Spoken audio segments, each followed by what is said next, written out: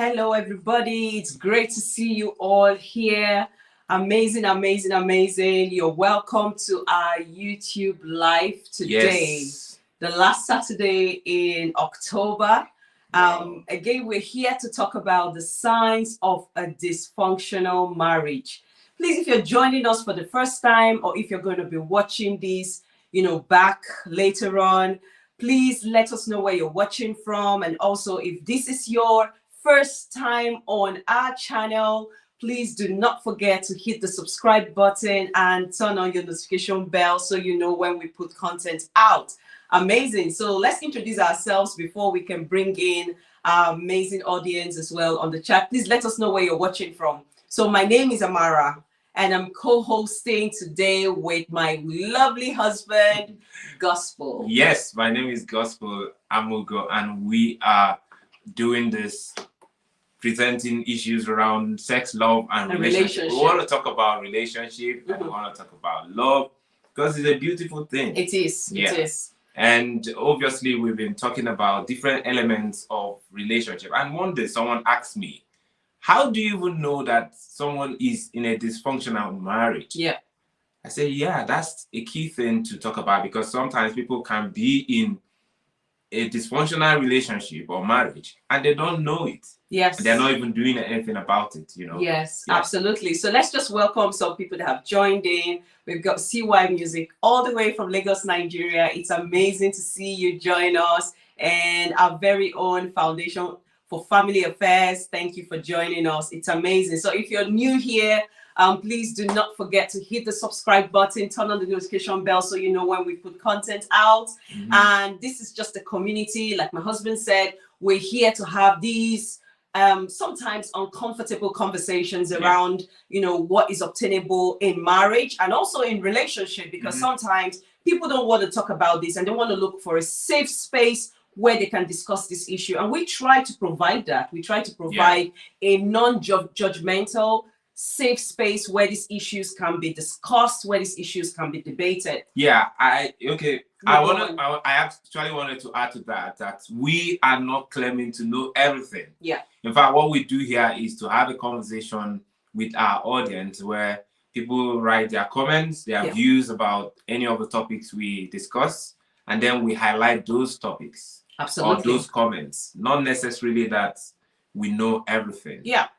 No marriage is exactly the same a work with in progress. any other marriage. Yes. And no marriage is perfect. Exactly. We are here as husband and wife who believe in principles that will be relevant for people in building their marital relationship.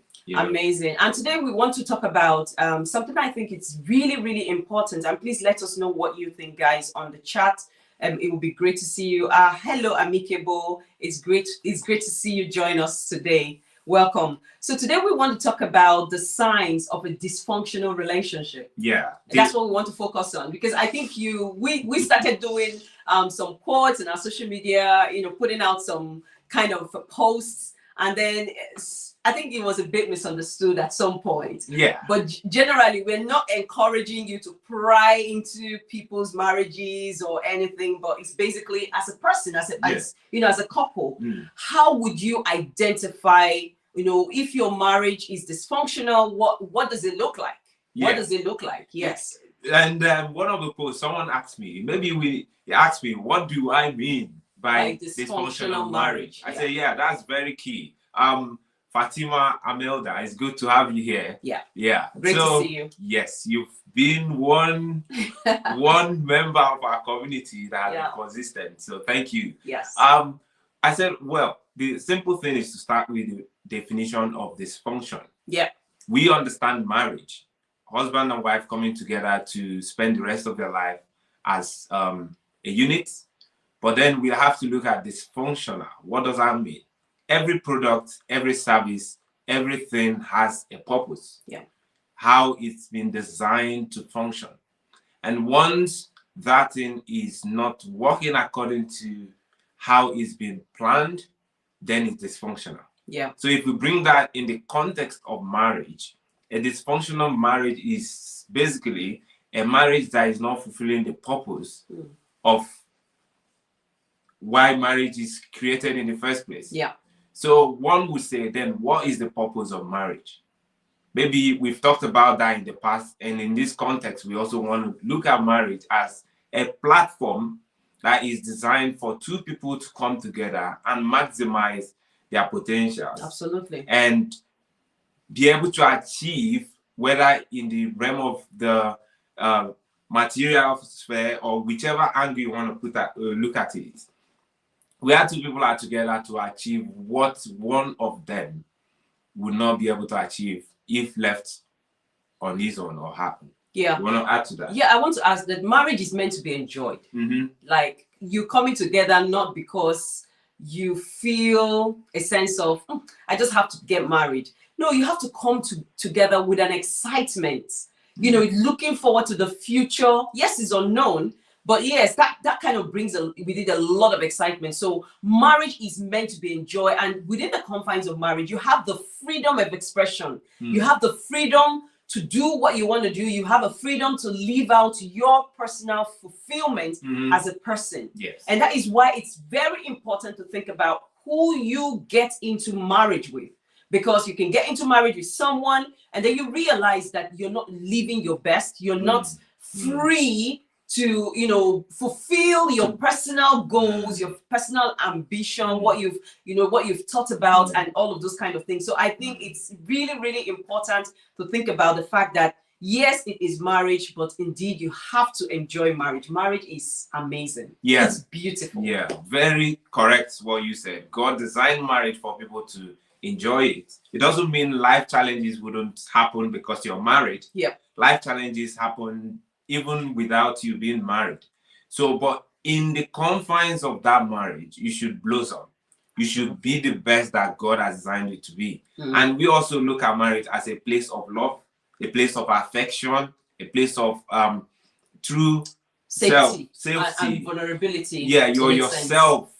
You're yourself, and you're not afraid to be yourself. Yeah. I always say something that is not wrong. So that's what marriage should be. So it becomes dysfunctional when marriage becomes a source of pain, constant heartache. You're married to someone, your husband is coming back home, you're not happy, your heart is pounding because you think, oh, this man again. So when he leaves in the morning, you sigh a sigh of relief. Thank God he's going now. And when he's coming back, everyone is running because he comes with aggression. Marriage is no longer a good place to nurture who you are to become the best that God has designed you to be. Let me also add that, you know, marriage comes with a wonderful package. If a lot of people will understand this, they will be able to harness the benefits of coming together, and that's the power of synergy. Because, you know, yes, you can do it, I can do it, but just imagine what we can do combined when we come together. And I think this is one of the immense strength of marriage that some people haven't quite come to understand yet. The power of synergy, the power of oneness, the power of coming together and doing more. Because, you know, when you're doing it separately, you are achieving it fantastically okay. So like the Bible says, one shall chase 1,000, but two shall chase 10,000. So marriage actually comes with it a geometric progression. So you go from, say, just being just a normal person or achieving it on a, you know, on a normal platform to, you know, it escalates it, it elevates it. And this is something that a lot of people should pay attention to in their marriages, the power of synergy. Yeah, it doesn't also mean that if you're single and you're not married, you can't have fulfillment in life. In fact, you don't need marriage to be fulfilled. You only need marriage as a platform to increase your productivity when you work as a unit. But as an individual, you can have a happy life, a wonderful life, a purposeful life if you're not married. Let's just put that caveat there, and then let's move on to say, what are the signs of a dysfunctional marriage? I know that those watching, Doris, Daniel watching all the way from Kaduna, thank you for joining. Those of you that are on the platform, you can also chime in. Let's know from your point of view, what are the signs of a dysfunctional marriage? Yeah. And it doesn't mean you're going through a dysfunctional marriage. Exactly. You know, that's the thing. You know, when we begin to talk about some topics that are considered, I wouldn't say negative, but a bit challenging. Yeah. Some people, especially single people, feel like, oh, it's marriage. I don't need to comment on that because I'm single. It's not my thing. And my points will not be valid. No. Don't feel that way, because I feel that everyone has got wisdom in them, and you know, we can learn from your wisdom. Yeah. And the fact that you're married and we're talking about the dysfunctional marriage doesn't mean that you're going through it. I mean, we are married. I mean, well, I mean, people might say, yes, going through a dysfunctional marriage. Social media, maybe they're trying to show us that they are not going through. But the thing is, we talk about these issues, right? We want to learn. It's about creating that safe space where these issues can be discussed, right? So,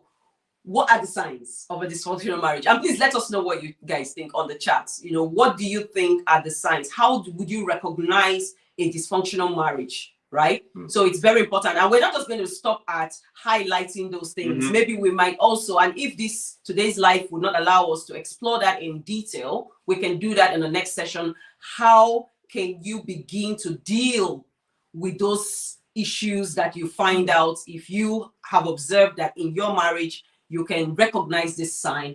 How do I deal with those issues? For me personally, I think one of the signs of a dysfunctional marriage is where your marriage you're in constant conflict with your spouse. I am not saying that in marriage conflict doesn't happen. If I say that, then I am not being truthful to myself, because once in a while we have divergent views on issues, and when that happens, I may have a disposition that may not align with my wife's disposition. That's conflict. And vice versa. Yes. So obviously, conflict should happen in marriage. We are different. Yes, because what we try to do is tell people that you have to be unique to yourself. You have to be true to yourself. True. You have to also stand your ground when there are issues and express your views. Respectfully. And that helps you to have freedom of expression. It's not like you're not a robot. If my wife says something that I don't agree with, I tell her straight to her face, honey, I don't agree with this. And even if it escalates to us not feeling good about it, we'll always find a point of de-escalating. De-escalating. Yeah. I think which is, somebody on the chat has tried to explain what that conflict means. Always fighting. Always fighting. It says always fighting. I think there was something else she says, not communicating with each other. Constant misunderstanding. I think those are different points now for conflict. Yes. So for me, always fighting, if I borrow her phrase, is one of the signs. You're always bickering at each other, you know, at every slightest thing. And that shows that, you know, the foundation, there's been a lot of things that have been left unresolved. So when something little happens, there's a fight. You know, it escalates. There's a problem. So I think that is one of the signs. It's very important that at that point you pause and then you begin to understand, why are we constantly having conflict in our marriage? And that fight may not be the problem. The problem may be the fight may be the sign of underlying issue happening in the marriage. And even Amicable has just touched on that point. Any little thing triggers a fight. Any little thing. And it could be very, you know, something that could be very minute, something that is just, someone would wonder, why is this thing an issue? Why is this a problem? But again, that speaks to the fact that there's a lot of underlying problems within the relationship. And that needs to be dealt with. Very correct, Amicable. And just like Fatima said, the other point is where there is no communication. Lack of communication is another sign of a dysfunctional marriage. And because how can you live with someone? There is no openness, there is no will I say deep level communication, because that's what marriage is about. So once you see the sign that there is always a wall, maybe before now, both of you used to like express yourself, you talk, you have good memories of the times you You used to, talk about everything, discuss everything. But at this point, because of different factors, you don't have that connection anymore where you can talk freely and express yourself. I think this also links to the first point about fighting, right? So that leads to a breakdown in communication, of course, because some people might not know how to deal with that conflict situation. And maybe one way they respond to it is not speaking to each other, right? Or, you snap at each other, or you have like one monosyllabic response to every single thing. Are you okay? Yes.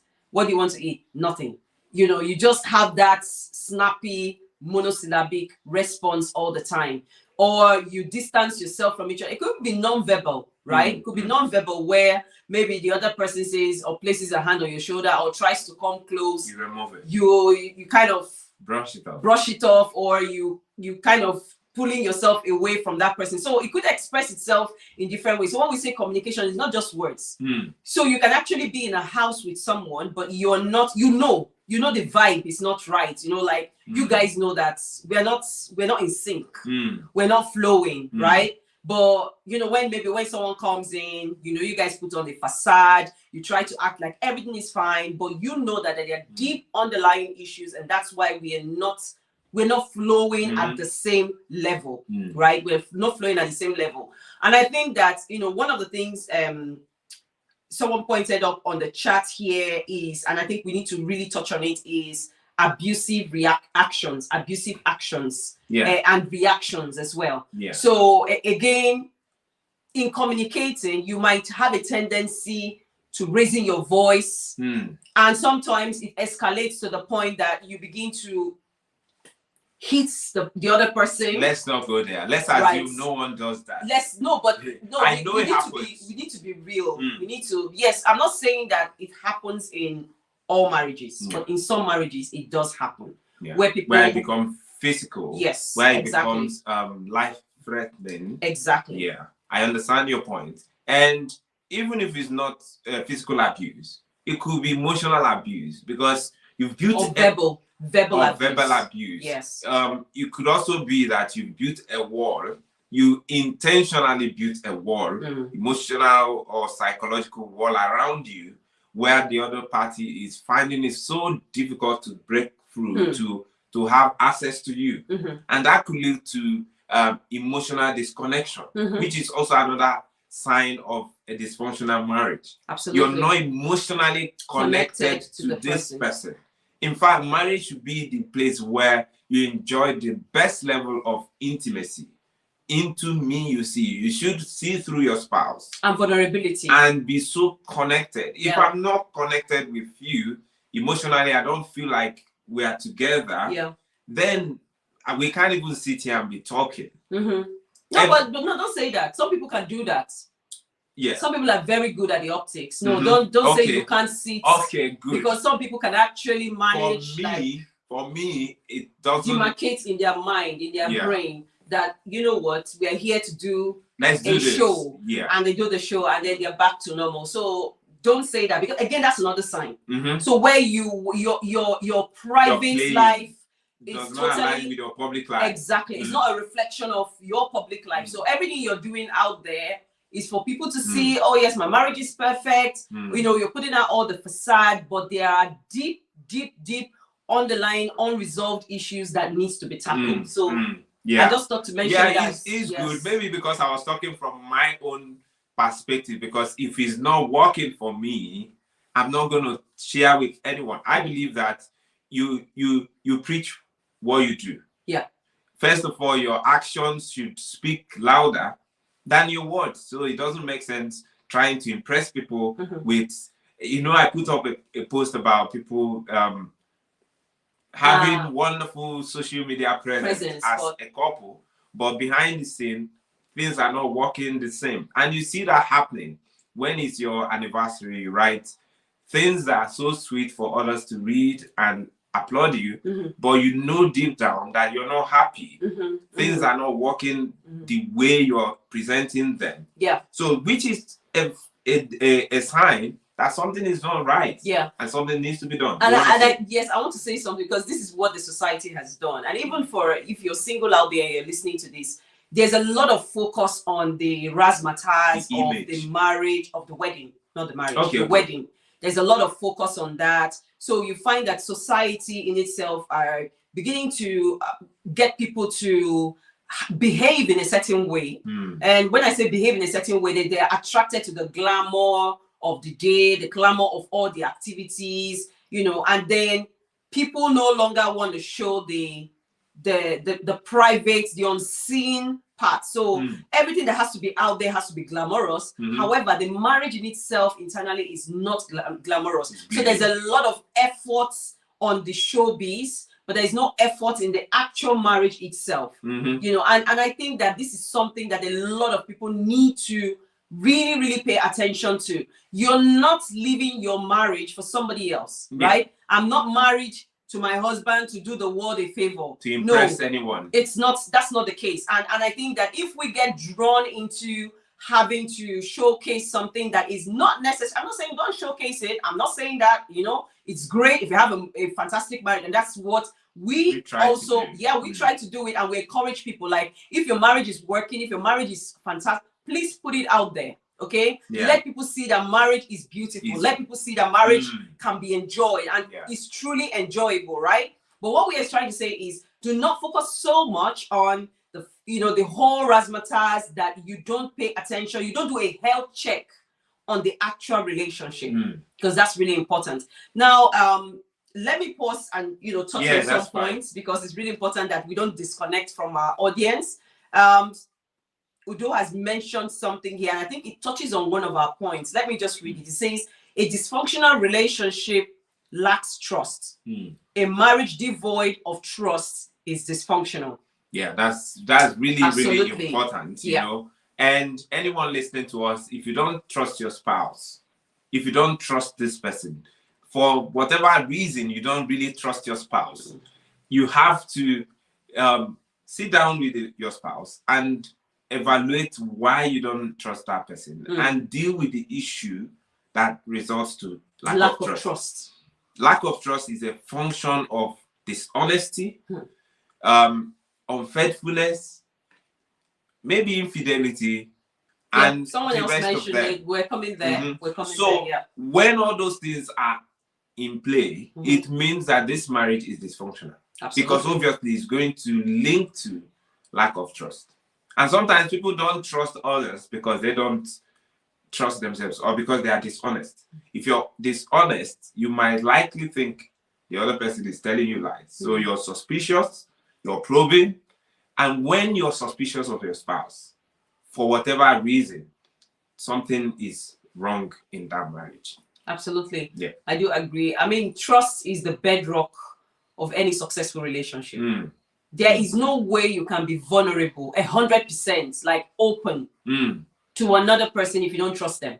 Why would I open up to you on some deep things if I don't trust you? Yeah, you wouldn't do that. So we can't take away trust, and marriage are like bread and butter, right? You can't take away trust from marriage, because once you do that, then it's just, it's very fickle. Really. And the other thing I wanted also to even point out, that sometimes people think trust should be given unconditionally. Because I'm married to you, I am obliged to trust in you. But it doesn't work like that. I believe if I am married to you, I am obliged to loving you, respecting you. But trust is something that comes natural. I can't trust you if I don't trust you, if I don't believe you're honest. I don't trust your words. I don't trust your actions. You tell me you will do this today. In the next 5 years, you've not done it. There's no sync between your words and your actions. I wouldn't trust you. It is natural.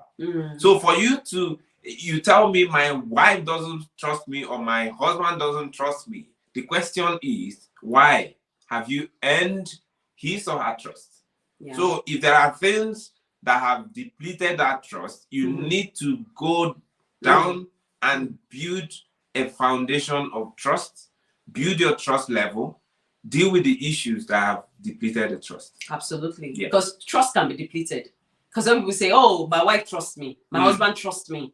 But again, when you don't pay attention, like, I think Foundation for Family Affairs just captured it, you have to be trustworthy. You have to be trusted. Yes, to be trusted. So you have to be trustworthy. There has to be a value. You have to have the worth of for trust to be attached to you. So if you're not a worthy person, I mean, I'm not saying you have to be perfect, but like you gave simple examples, like I said I'm going to do this. I said I'm going to be at point A, and then you're not at point A. But then, how did you communicate that? Because that's also very important. Because look, life is not just linear. There might be a lot of things that happen along the way. Maybe you told your wife you were going to point A, and then you realize that, oh, I finally got halfway to point A, but then I had to turn around and go to point Z. What happened between the? Did you communicate? Did you text? Did you explain? And then suddenly you go to point Z, and then you find your wife at point Z. Oh, I thought you said you were going to go to point A, and you now begin to say, oh, you don't trust me. No, it's not that, because don't pick an argument. And that's something we also talk with people about, they're in a relationship and then somebody points out something that you're not doing right, or you said you were going to do this, but you didn't do it. And you choose that very right moment to say to the person, you don't trust me. If you trusted me, you wouldn't be asking me these questions. No, you're only being held accountable. Take, for instance, you have a phone. Your wife or your husband wants to look at your phone. Oh, dear. He just wants to look at your phone. Out of curiosity, you made pictures and the person wants to look at those photos. And you're so keen on guarding your phone, protecting your phone. Passwording it, changing Even if I trusted you before, and I know that you're so possessive of your phone, then there's something you're hiding. And that's what that person will think. That's what I'm going to think. As you are now, if you start doing it, oh yes, I've trusted you before, but at this point, trust is questionable. It happens. So if you want to be trusted 100%, be transparent 100%. And yes, and let me say, because some people, they have different philosophy when it has to do with marriage. If you're married to somebody, you're giving that person an access, 100% access to your privacy. You don't. It's a difficult. We are saying this, but it's a difficult pill to swallow, because we found that in the course of our counseling, talking to couples, some of them feel that, oh, my wife is encroaching in my privacy, or my husband is encroaching. What is the privacy? Like, you're married, you're supposed to be one, right? So it should be blurred. Like the word privacy, I don't know, but it's just something I don't understand if you're married to somebody, right? And that is something I think when people begin to guard privacy, then there is a problem. There's a problem. There's something. So what is privacy? What's so secret that you don't want the other people to know? Now let's pause a bit. Let's highlight some of the points that has been made on the chat. Udo saying, I think the word earned.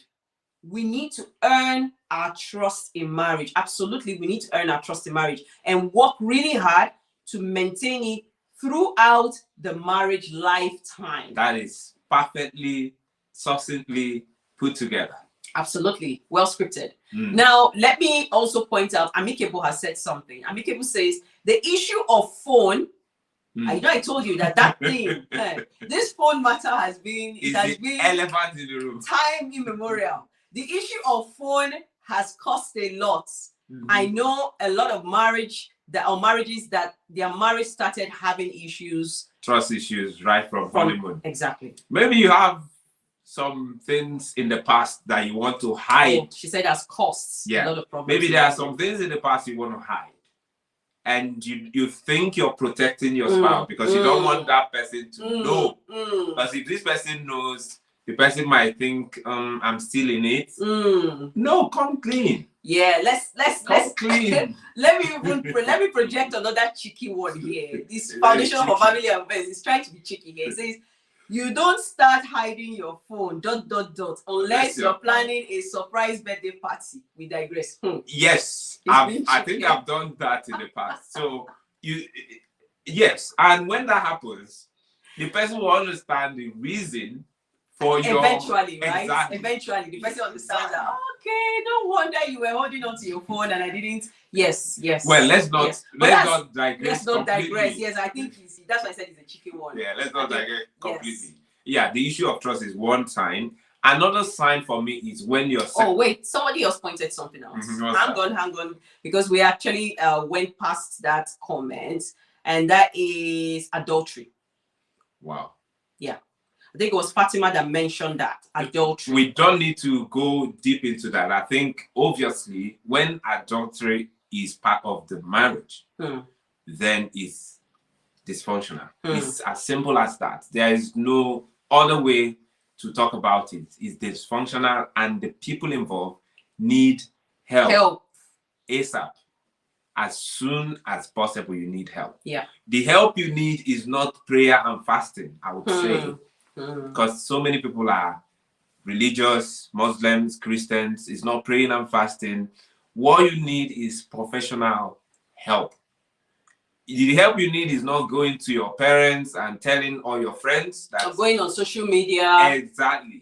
Ranting. The help you need is professional. In Yeah. fact, if you're looking for people who can help you, you can send us a message, because this is what we do. We have passion for helping people go through these phases and come out better. So you're free to contact us if you want to. Yeah. We can also, if there are things you brought to us we can't deal with, we'll signpost you to other professionals. We have them. You have some of them on the chat. Yeah, we network with a lot of them. Yes. So I'm sure there's help. What we're trying to say here is that there's help. Help is available. And help is available. And yeah, some people feel that, oh, I don't think my marriage can survive adultery.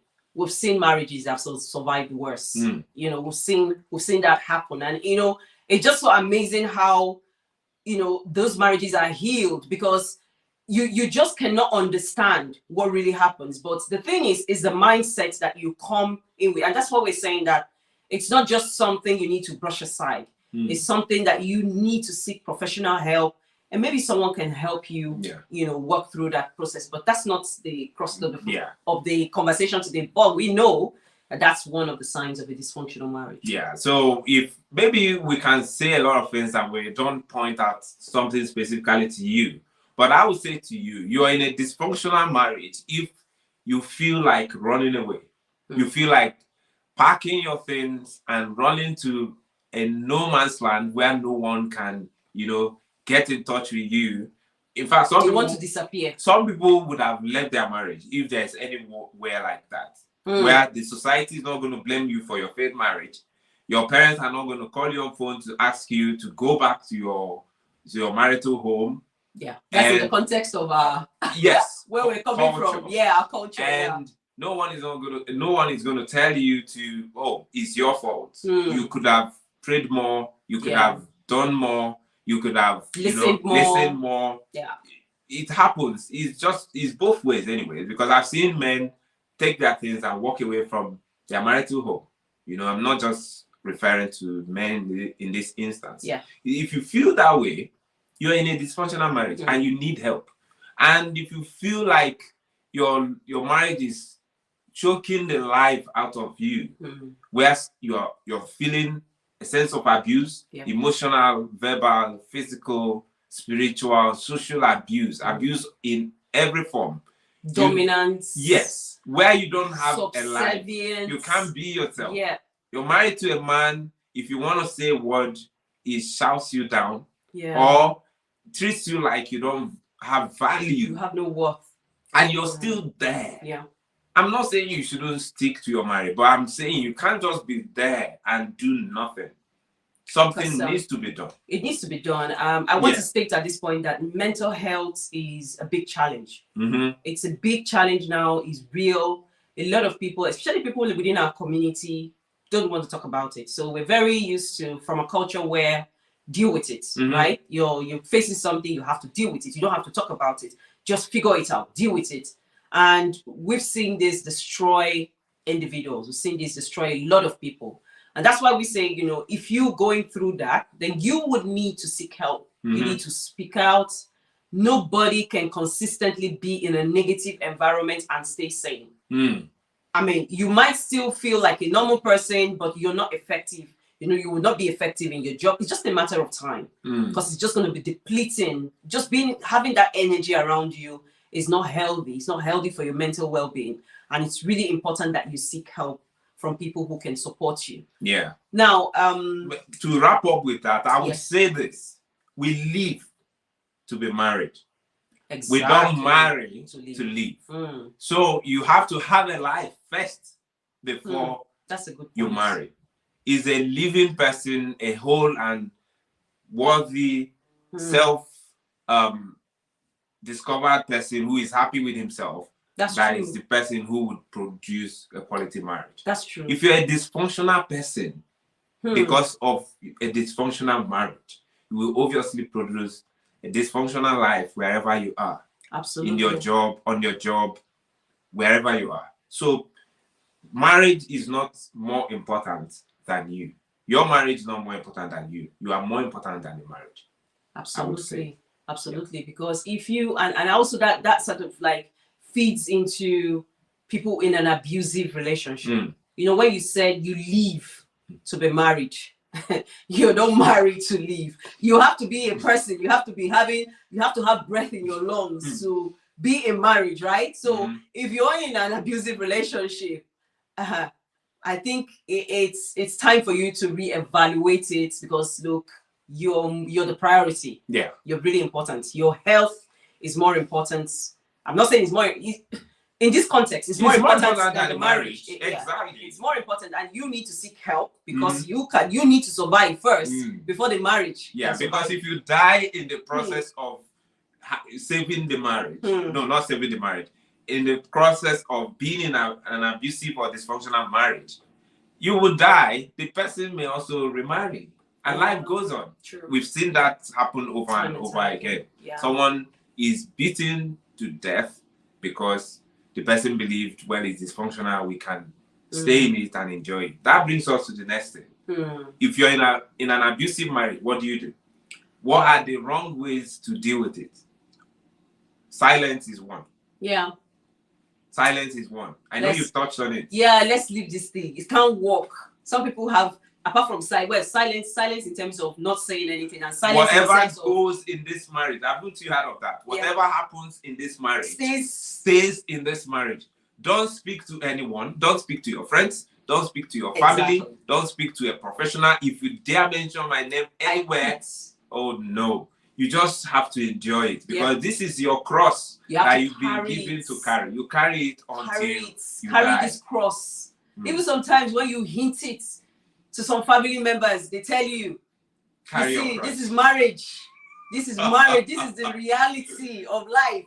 You need to carry this cross. Yes. Oh goodness. And some people think they are doing God a favor by enduring the cross. Oh dear. So they would rather carry the cross and die in it and be rewarded for living in a dysfunctional marriage. I'm not trying to trivialize it, but it's an important thing. Very important. Silence is not the way to go. To deal. Yeah. It's not the way to Silence is not the way to go.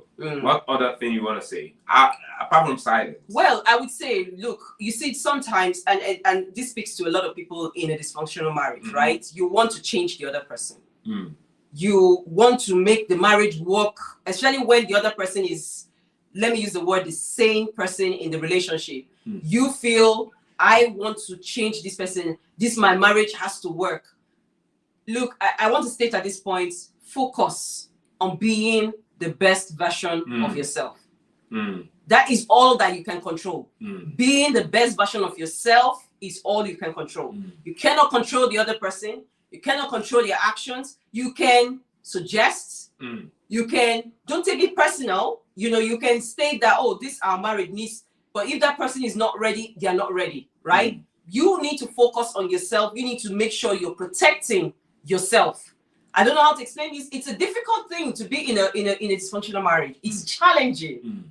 It's mentally draining to be in but look, whilst you're at it, just focus on being the best version of yourself. So adding to that, I think since you can't change the other person, think about your contribution to the dysfunction. Yeah. What are role the did things I am I playing or am I doing that has led us to where we are? And think about changing my behavior, think about changing my actions, my words, and stay positive. Maybe your actions, your positivity can rub off on your spouse. And the person may be willing. We're not saying it's going to happen 100%. Yeah. It's possible that could lead the person into becoming a better person. Yes, and do let us know, guys. Do let us know what you guys think. Somebody said, I think Fatma said, it's very difficult.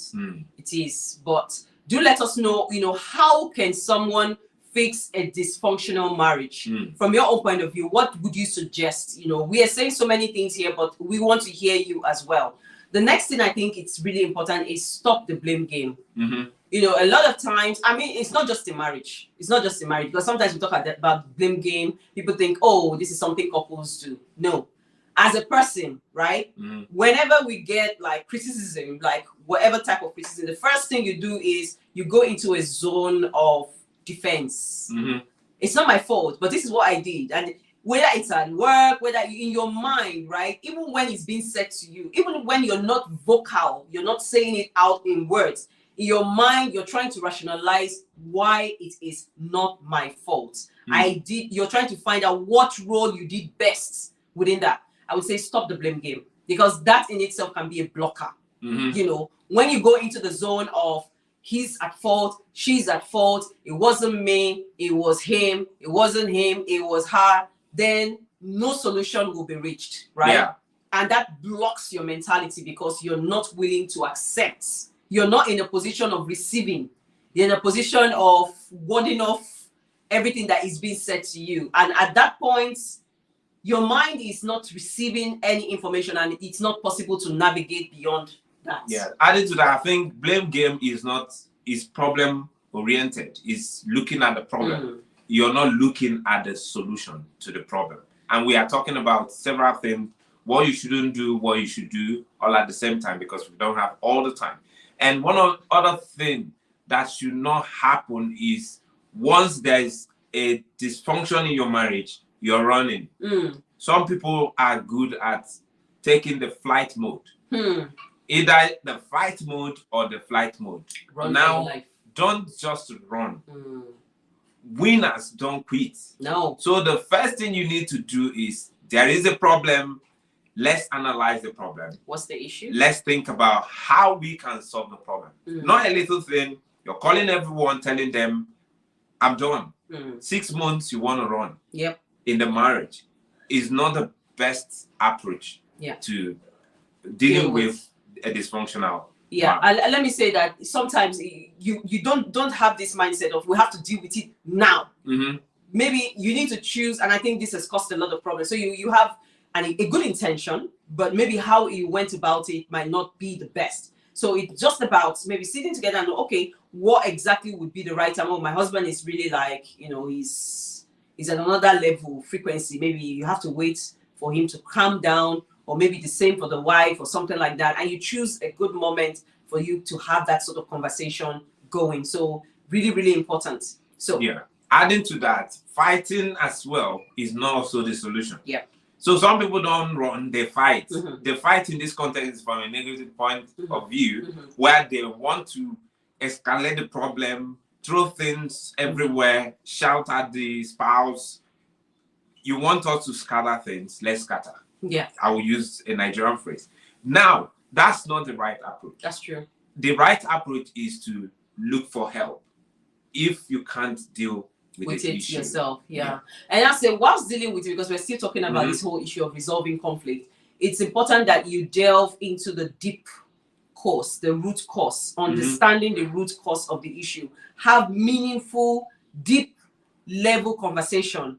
Don't just brush over it, because some people are good at, they gloss over the issue, right? Oh yes, this, but then you don't tackle what the main issues are and try to understand why is this an issue and how can I, minimize or stop it from happening next time. And maybe that's something you need to do a health check in your relationship. Why am I having constant conflict with her? Why am I having constant conflict with him? And you do that rain check or health check in your relationship to delve into the root cause of the situation and understand that better. So for our audience, what else do you think could be the best approach to dealing with dysfunctional marriage? You know the thing, there are no fixed way of dealing with this because issues or dysfunctions are different. For every marriage, it may be a different issue. For this marriage, it may be communication issue. For another marriage, it might be adultery. For another marriage, it might be constant conflict and all of them. So you need to understand the context and what applies to you. And this is why the next point is really important. You might need to seek professional help.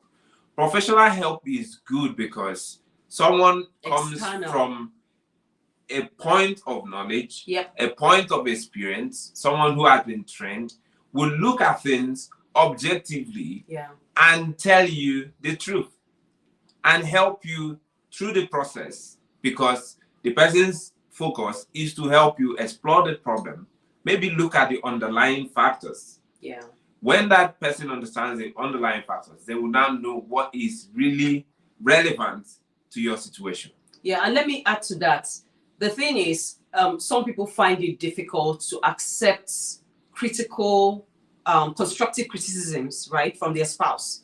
And maybe just hearing someone else, walk you through the process where that sort of comes to light is better, because then it's not your spouse saying it. Someone else is saying, someone has just helped or has just helped you to come to the point where that surfaces. And I mean, that person is not in the relationship, so you don't have to blame that person. But sometimes when you have to resolve that, you tend to focus on each other and blame yourselves.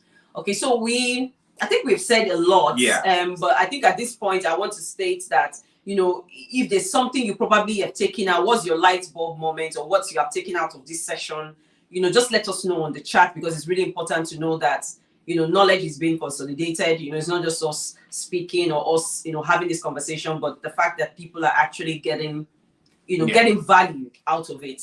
Okay, so let us know on the chat what you think about what we have said so far, and maybe if you're watching this back later on, just if you're new here, just subscribe to our channel, join the community. Would love to have you.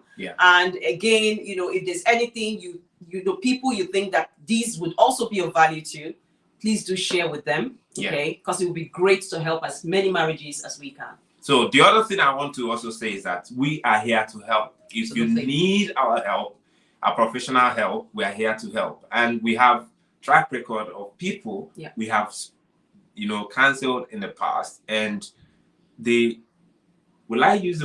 feedback is quite amazing.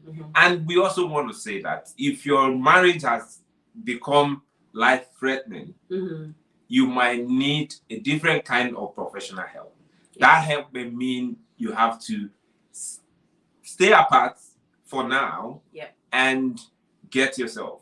And the other person needs to be committed to becoming better before you reintegrate with him or her. And sometimes it might lead to end of the marriage. Absolutely. We don't subscribe to this. We don't tell people you can divorce your spouse, but it's what it is. It happens in life. So if your marriage has become life-threatening, that could be the next step. But before you take those steps, you need to bring in someone who can help you explore your options. I hope we've been able to share with you few points, which you can also help us put some comment down there and share your views. What are the things you're taking from this conversation?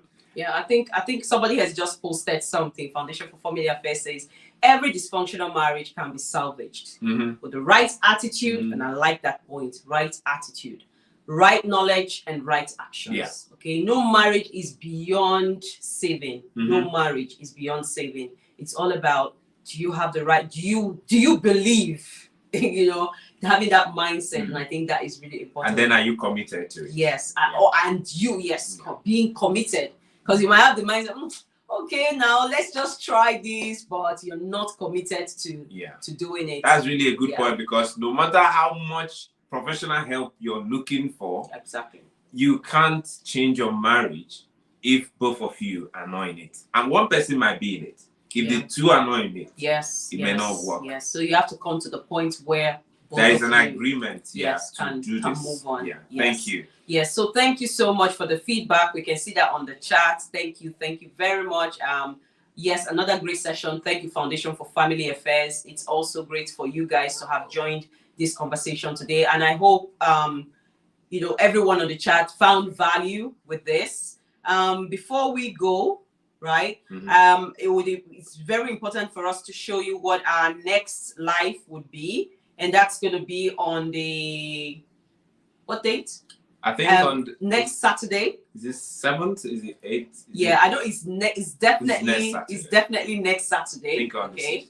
Yes, it's definitely next Saturday. One of the things we want to talk about is reconciliable differences. Okay, we want to talk about it because the reason why we feel that this is really important is that sometimes you hear people say, oh, the reason why we have split the marriage is due to irreconcilable differences. So let's talk about reconcilable differences, and you know, this applies to not just in marriage but in relationship, and you can, you know, contextualize it as much as you want to. Okay? So we'd like to have you guys again. Thank you for telling us 6th of November. We'd like to have you guys again next week. Please, if you have a young or single person who is thinking about getting married and the person is thinking, oh, are we compatible? Can we be together? We want to talk about differences that are reconcilable. Absolutely. And even if you're married and you're wondering, my husband or wife behaves in certain ways that I'm not comfortable with, we want to look at it from a different point of view. See the positive side to your differences. Absolutely. Please invite your friends. Tell them about this video we've done today. Tell them about what we'll do next Saturday. And we'll be happy to have you on board. Thank you, Amicable, for joining. Thank you, Fatima. Thank you, Doris, Foundation for Family Affairs. We appreciate you guys. So it's been an amazing session today. I myself, I totally enjoyed it. So thank you guys for coming in today. It's been an amazing time. And we will definitely see you guys next week. Take care. Bye-bye.